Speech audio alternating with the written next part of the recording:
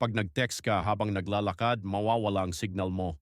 Siguro kaya ang daming Pinoy ang naglalakad ng patalikod habang nagte-text para hindi mawala ang signal.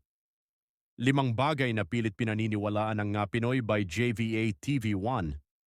Pag nag-inom ka ng malamig na tubig pagkatapos kumain, magiging bato ang tiyan mo. Alam mo ba, may mga tao talagang naniniwala dito. Siguro kaya maraming Pinoy ang nagiging bato ang tiyan dahil sa sobrang sarap ng pagkain. 2. Pag nag-aawit ka sa gabi, dadalawin ka ng mga multo. Kaya pala ang daming nagiging ghost singers sa Pilipinas.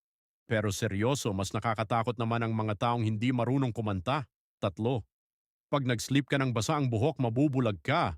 Siguro kaya ang daming blind sa Pilipinas dahil sa sobrang pag-aalaga sa buhok. Pero sa totoo lang, ang mga blind ay may iba't ibang dahilan, hindi lang dahil sa basa ang buhok.